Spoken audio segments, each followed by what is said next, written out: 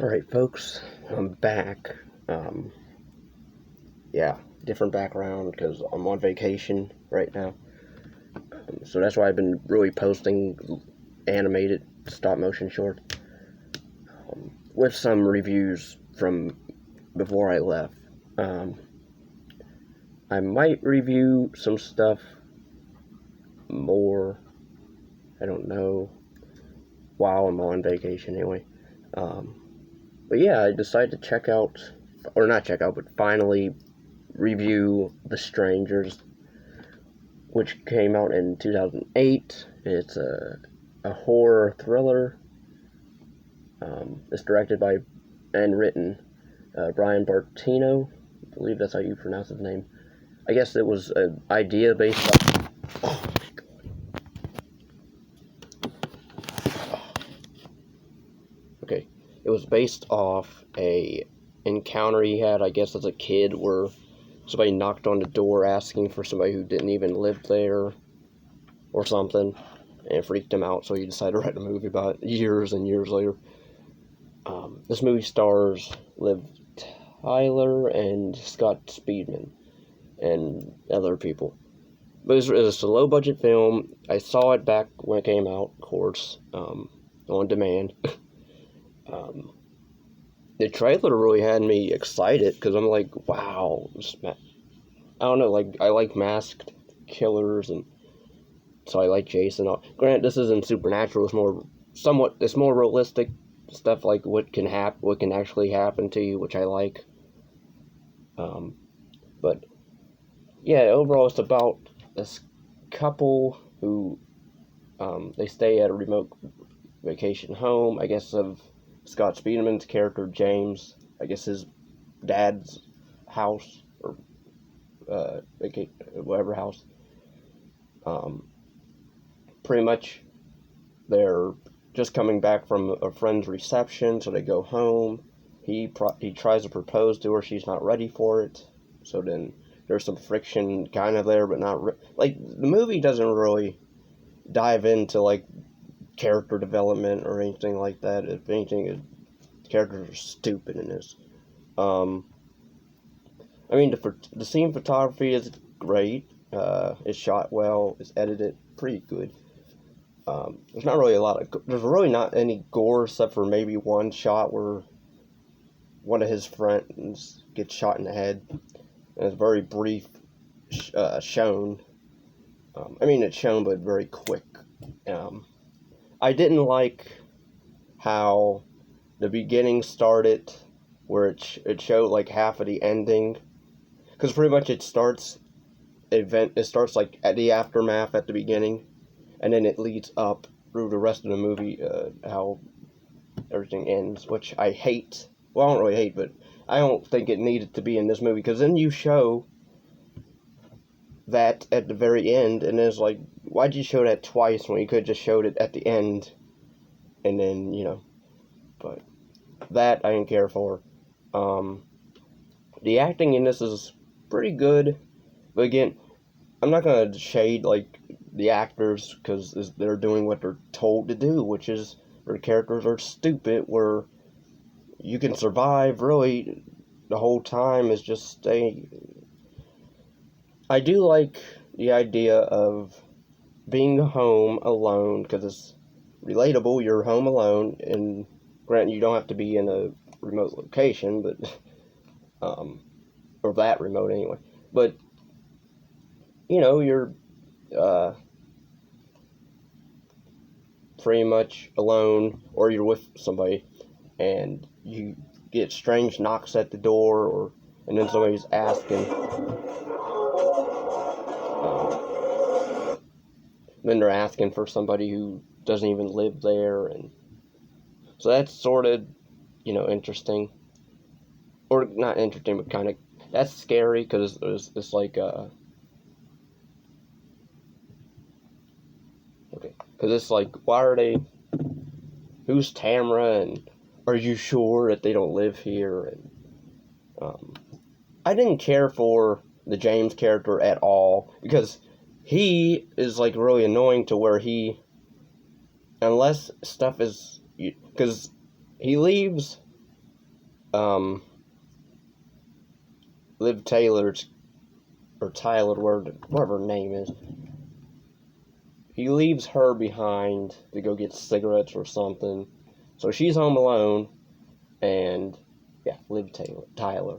So she's home alone. She gets a knock at the door again. It's the same girl who's asking for Tamra. So I like that part of the movie where it's her alone. She keeps getting knocks at the door, or the fireplace is like, making the sound, the smoke alarm go off. So then she tries to get it, and then like she gets another knock at the door, or then she sees this. I forget what these intruders' names are. I know who they are, like there's Sackhead, Dollface, and then Baby Doll, I believe. Could be wrong.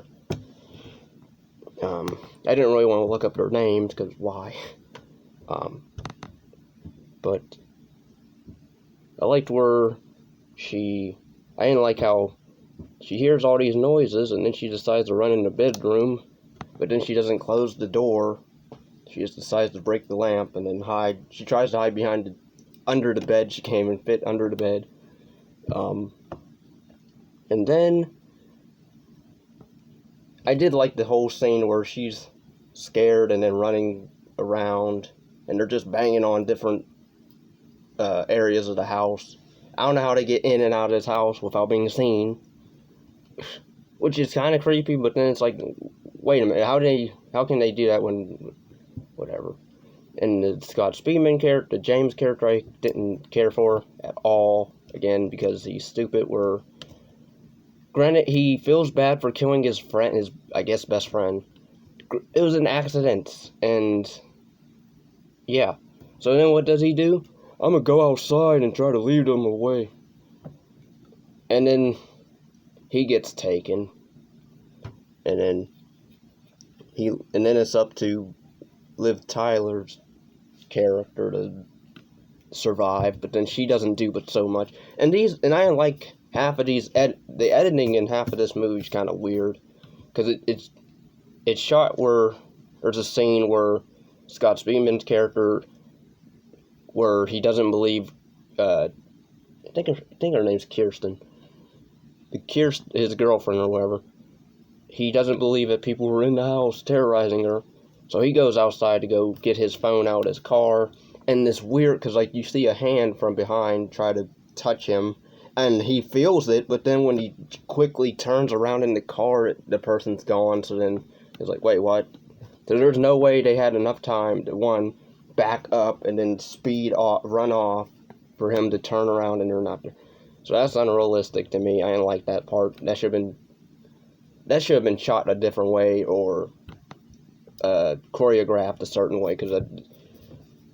And then there's a scene where Kirsten's on the ground outside. She's crawling. I did like that scene where she's getting out of the barn, and like she sees one of the I think Dollface. She sees Dollface out in the barn door, and then you see Baby Doll swinging on a swing as if they have no care in the world. Oh, we know we're gonna kill you, but we're just gonna have fun while we're doing it, or just taunt you.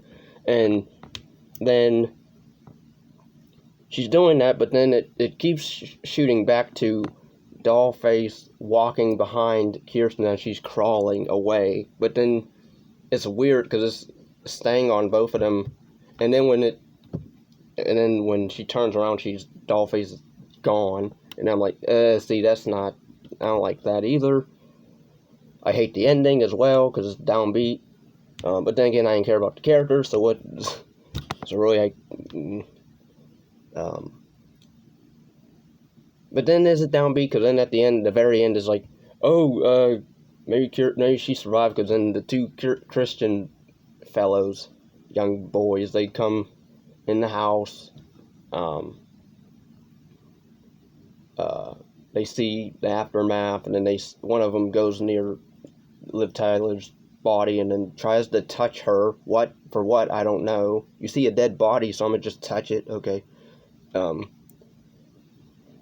yeah, he tries to go and touch her, and then she grabs his hand and then screams at the top of her lungs as a jump scare, and then the movie ends, and then I'm like, screw this movie. Because again, I get the appeal that people have for this movie, such as it's 3 mass killers and they're stalking this couple in this house. Granted, it's a slow burn film, but you know what? I can watch a better slow burn film called The Strangers Pray at Night, which I think is a way better film. I know that movie, it's not really, it's the second movie, but it's not really a sequel, because it has nothing to do with this first movie, which I'm kind of glad for, because at least the characters in the second one, they're a bit more smarter in what they do. I mean, well, somewhat smarter, a little bit smarter, and then more tougher than these two. Because these two put together, they're adults, and then you have 2 teenage siblings in the second film who are way tougher than these 2 adults. Like, what? And they don't even have guns, what they do in the third or second act, but still. Really the first act, because the dad, but yeah, like, so again, the acting's decent, story was fine, editing is questionable, the,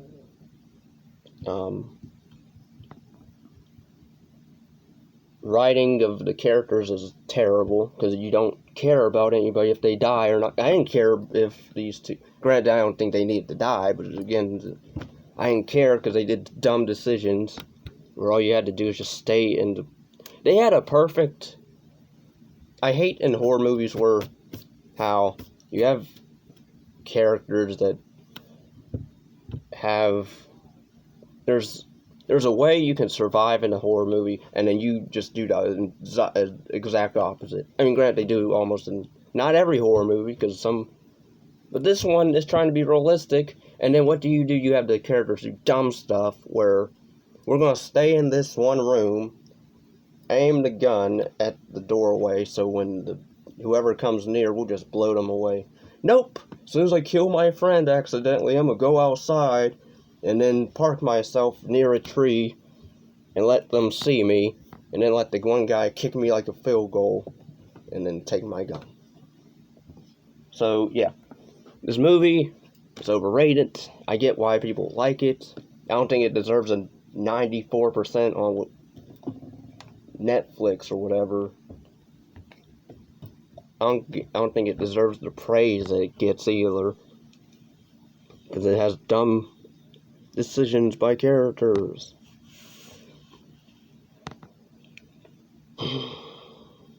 But at least the second movie isn't that dumb. Really, it's not. The third act is kind of off the wall.